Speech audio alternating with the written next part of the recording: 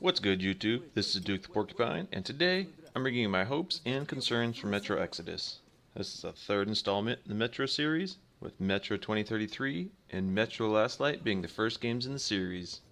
I absolutely loved both of them, and I think Metro Exodus will be just as great. So let's dive right on into this. We're going to start with my hopes for Metro Exodus. Metro games have had pretty good graphics in the past, and Metro Exodus looks like it's going to keep that trend going.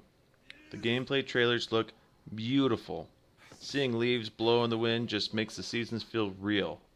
Speaking of seasons, they are trying to add 4 distinct seasons into the game, which are vastly different from each other, at least in the brief trailers we've seen. With different enemies, humans, and mutants, different weather patterns, and different areas to interact and explore all add to the varying seasons. This can be a hope or concern depending on how it's executed. If the seasons don't feel varied enough, then the effort of the varying seasons will be wasted on the player. From the trailers, it looks like this won't be a concern. The enemies also look like they've received a major facelift. The Nasalis, or however you say it, look much improved, while other enemies seem to also have major improvements done to them. This Metro game seems to be giving you a lot more time on the surface, which has looked stunning in gameplay trailers. There seems to be much more detail in many different aspects on the surface. The surface also seems to have better lighting now. In previous Metro games, the surface has always seemed either way too dark, way too stormy, or a combination of both. This did make the game a little spookier, which is what it was trying for, but didn't always seem realistic. The surface looks a little bit more properly lit now for realism, and it also actually makes it easier to explore without constantly having to charge your flashlight. Weapons also seem more customizable. This wasn't necessarily a flaw with the previous games, but as gamers, we love customization. And now being on the surface, scavenging and fighting for more resources, more so than constantly just trying to survive and battling in the Metro, this makes sense. It also seems like you can customize your weapons on the fly, which I think is really cool and adds a little bit more realism than having to rely on a shopkeeper to modify weapons for you. Now to my concerns, which are few and far between. My biggest concern will be on performance, especially on mid to low level PCs and the console platforms. This series has been pretty well optimized in the past, with great graphics and most PCs and consoles being able to handle it just fine. One difference is the previous games were extremely linear. Now the graphics seem even better and you have a semi-open world atmosphere. How will this affect performance? Will it be optimized well like in the past, or will this improved graphics and semi-open world environment be too much to optimize?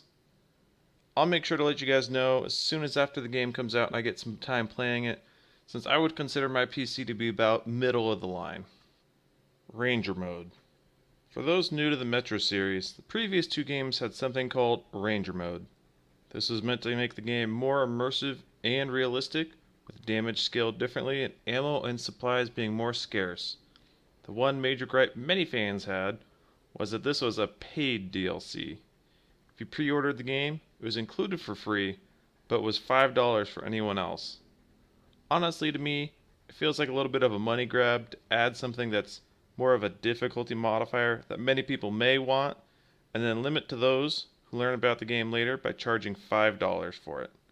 Hopefully Metro Exodus doesn't do this and allows players to pick Ranger Mode from the beginning if they so choose. My real only other concern is the storyline. Previous Metro games had amazing stories that really pulled you in, but they're about as linear of a storyline as you can get. How will the Metro Exodus handle non-linear story progression? Will it be very limited times you can explore new areas, or will you be able to go around at your own pace and see what the new world of Metro Exodus has to offer? I'm not too concerned personally, as I think it'll be pretty easy for them to get it right. I'm sure others would agree they are looking forward to a little more exploration in the Metro world as well.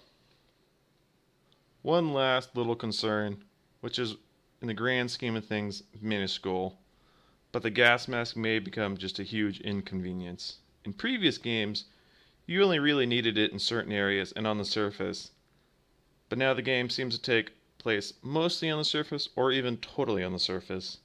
The gas mask constantly got cracked, fogged up, etc.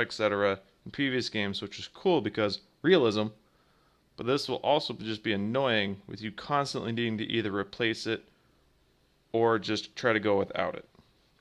Hopefully there will either be a safe area for you where it's not needed, or Artyom starts finding a little bit more durable gas masks.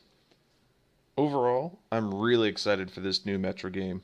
The previous two Metro games were an absolute blast to play, and it's a safe bet this one will provide just as much entertainment as the previous ones. Thank you guys for watching. Please leave a like and subscribe down below, and I'll be seeing you guys next time.